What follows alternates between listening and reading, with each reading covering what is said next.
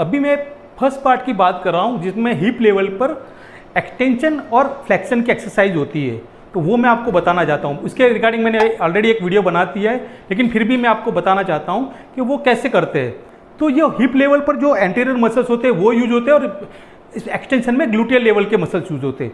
तो उसमें क्या है कि ये हिप लेवल का ये फ्लेक्शन है और ये फ्लेक्शन में कितनी डिग्री होती है, तो आपको ये पता होना चाहिए कि भाई इसकी डिग्री कितनी होनी है। तो इसकी डिग्री 120 टू 125 तक होती है ये फ्लेक्शन में। तो ये हिप का फ्लेक्शन है हिप लेवल से।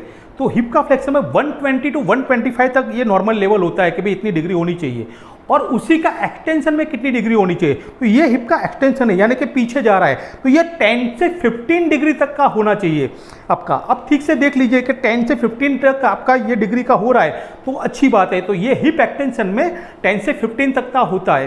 तो ये हिप फ्लेक्शन में 120 डिग्री 120 से 125 तक का होता है और यह 10 से 15 का होता है। अब ठीक से, और उसी में ये पार्ट 1 में ये हमने कवर किया है कि हिप का ये फ्लेक्शन और हिप का एक्सटेंशन।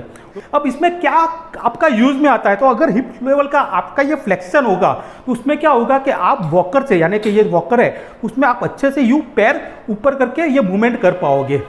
अगर ये आपका एक्सटेंशन होगा अच्छे से तो वॉकर से ये आप इसको पीछे से यानी कि ऐसे यूज करके ये आगे आगे तक ला पाओगे और पीछे की ओर आप थोड़ा उठने बैठने पे भी एक्सटेंशन में आपका उठना बैठना भी अच्छे से आ पाएगा।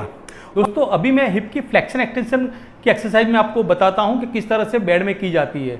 तो हिप की फ्लेक्शन यानी कि ये हिप की फ्लेक्शन एक्सरसाइज है। अभी तो इस तरह से आपकी नहीं आएगी, तो आपको पहले बेड में इस तरह से यानी कि ये चीज़ आपको करनी बहुत ज़रूरी है। अगर ये आएगी तो ही आप बैठे बैठे वो हिप उठा पाओगे, वरना नहीं उठा पाओगे बैठकर। तो ये आपकी आना बहुत जरूरी है। अभी देखो ये फ्लेक्शन हो रही है हिप की, लेकिन क्या है कि ये लेग का आपका फ्लेक्शन हो रहा है। देखो लेग का भी, तो लेग के फ्लेक्शन के साथ हो रहा है ये आपका। तो आप अगर प्राइमरी एक्सरसाइज कर रहे हो, सपोर्ट के साथ कोई करवा रहा है, तो इस तरह से अगर करवा रहा है तो ये देखो पूरा हिप ऐसे जा रहा है, ऊपर आ रहा है। तो वो, लेकिन ये इसका सपोर्ट के साथ आ रहा है, वो खुद नहीं आ रहा है लेकिन इसका सपोर्ट भी लेकर आ रहा है। तो पहले आपका इसी तरह आएगा, ये ठीक से आएगा, फिर आपको क्या है कि ये धीरे से यानी यहाँ तक ये आपको 120 टू 125 डिग्री तक लाना है आपको इस तरह से। ये अब ध्यान से देख लीजिए कि इस तरह से आएगा 120 टू 125 डिग्री तक, यहाँ तक ही आपको एक्सरसाइज करनी है। ये नॉर्मल लेवल है। बहुत सारे लोग पैसिव एक्सरसाइज में यानी कि ये पहले ये भी नहीं होता उनसे और सीधे डायरेक्टली यहाँ करके इसको पकड़ के पैर को पूरा ऊपर तक ले जाते हैं, पता नहीं कहाँ तक। तो ये गलत चीज़ है। अगर ये मूवमेंट आपकी यहाँ एक्टिव मूवमेंट है फिर आप इसको खींच रहे हो तो थोड़ा बहुत तो ठीक है, लेकिन अगर यहाँ पैर यहाँ तक ही नहीं आ रहा है आपका, तो पहले अगर यहाँ तक ही नहीं आ रहा तो पहले आपको ये एक्सरसाइज करनी पड़ेगी, फिर यहाँ तक लाना पड़ेगा आपको। ये बहुत ज़रूरी है ये एक्सरसाइज, इसलिए आप सीधा सीधा पैसिवली यानी कि इसको पकड़ के ऐसे करके बहुत ज़्यादा नहीं खींचना है, वरना वो रबड़ की तरह यहाँ तो आ जाएगा क्योंकि इस पर कोई मूवमेंट नहीं है।